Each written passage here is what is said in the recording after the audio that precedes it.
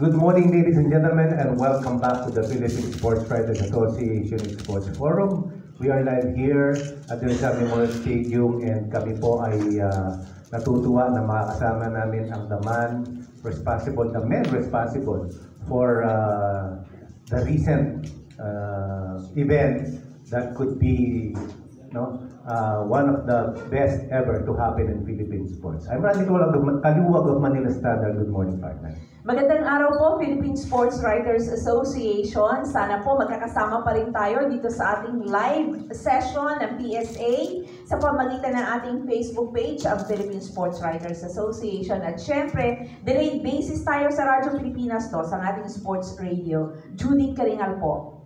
Again, partner, nais muna nating pasalamatan ng ating mga sponsors, sa ngalan ng ating Pangulo, si Philippine Sports Writers Association President Nelson Beltran ng Philippine Star. Salamat po Philippine Sports Commission, Philippine Olympic Committee, San Miguel Corporation, Smart, PLDT, Nestle Milo, Philippines at Arena Plus.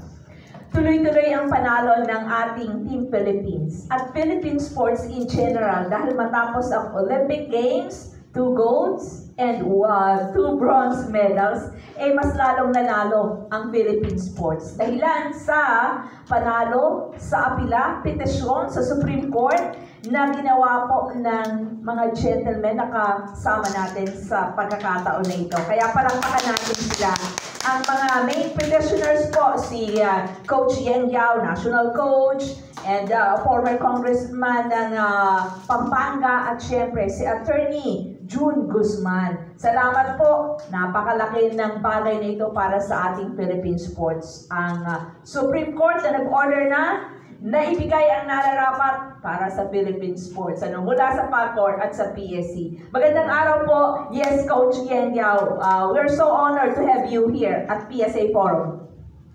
Magandang tanghali po sa lahat ng mga kaibigan natin sa Philippine Sports Writers Association, kay Attorney June Guzman, sa lahat po ng mga nakikinig, sa lahat ng mga sports enthusiasts at mga atleta natin sa buong Pilipinas, yung pong mga mahilig sa sports.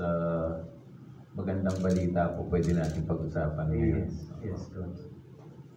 Coach, mamaya punta na si Attorney kung paano yung background nito.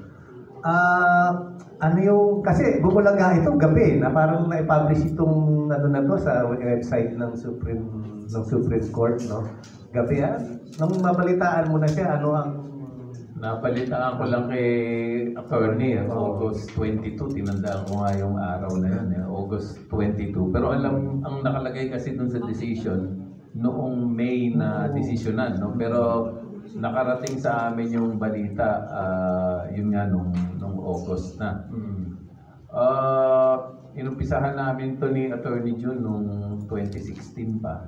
No? Nag-file kami ng petition for mandamus, na yun yata yung tawag doon na attorney, no? Napag-isip-isip kasi namin noon na matagal nang dapat, no, na yung buong pondo ng PSC, which is 5% of gross ng kinikita ng PAGCOR, ay dapat buo nilang makuha. At ito, alam naman nating lahat, hindi nila buong nakukuha yun, no? 2.1% lang actually ang nakukuha nila, at hindi siya computed doon sa gross, no? Tapos meron pang nararapat na pondong pumunta rin sa PC at sa PSC, yung pondo naman galing sa PCSO na hindi rin na i-remit, no? From 2006 kung hindi ako nagkakamali, no? 30% of 6 draws, annually 6 draws ng lottery ng PCSO naman yun. So 2006 pa, hindi pa rin na ibibigay yun.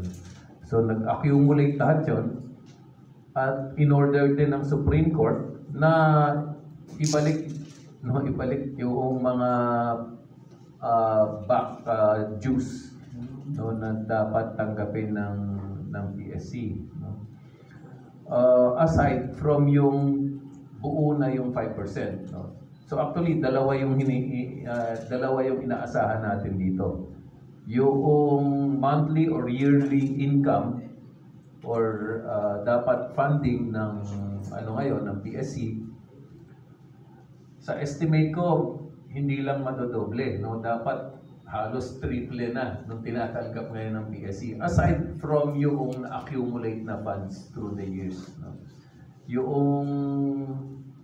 Yung nag-umpisa ito yung sa PAGCOR 1993 pa eh. Hindi ako nagkakamalit, no? Yun namang sa TCSO nag-accumulate yan noong pang 2006. Naglakas loob kami ni attorney dahil nung araw walang gustong maglakas loob eh, no? Alam natin lahat na yung nangyayari pero wala tayong magawa kasi nga ang pinaka parang kalaban mo rito, no, yung PAGCOR at saka PCSO, yung pinakamayamang mga ahensya o korporasyon ng gobyerno at ang Office of the President na pinaka-powerful naman na office ng bansa, no? So, ayun, walang maglakas loob, no? Pero nasa batas na gano'n dapat ang mangyari. So, pinag-aralan namin ni attorney, nag-decide kami. Actually, no, naghahanap ako ng makakakampi.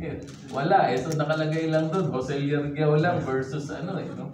Sana marami kami. Oo. Walang etal. Wala eh. Nag-solo na lang ako. Mabuti na lang, magaling yung attorney ko. Naipanalo niya sa Supreme Court, no? Sa argument, doon sa mga palitan ng mga tawag dito, mga pleadings. So ano, no, laking pasasalamat nating lahat, no, sa Supreme Court at binigyan nila ng hustisya ang Philippine Sports. Ang ponente nito si Justice Marvic Leonen. So utang natin sa Supreme Court na timing pa na galing tayo sa pinakamagandang performance natin sa Olympics. Impact nito, Coach, sa Philippine sports in general. Ang laki, no? I think this is the most consequential development since the creation of PSC. Actually, yung PSC ngayon, yung tinatanggap niyang pondo, sabi ko nga, baka matriple. So parang nagdagdag tayo ng 3 PSC, no, dito sa development na to, no? So yung mga facilities natin, yung mga coaches natin, yung mga training ng athletes, sweldo ng athletes, yung mga grassroots sports programs natin, lahat yan mabibigyan na natin ngayon ng suporta, no? Kung gusto natin magtayo ng National Sports Academy, pwede Meron, gagaling na tayo ng pera kasi yung alam ko yung National Sports Academy niya matagal na yan na konsepto pa lang eh, no? So ngayon siguro pwede mong paglagyan ngayon ng budget galing doon sa makukuha natin dito. So, marami tayong pwedeng gawin.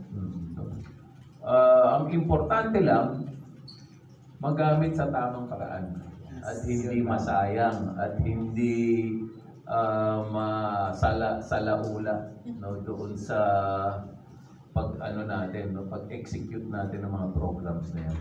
Thank you, Boss. Babalikan namin Yung kayo. technical tsaka details. Ito na, yung details, technical,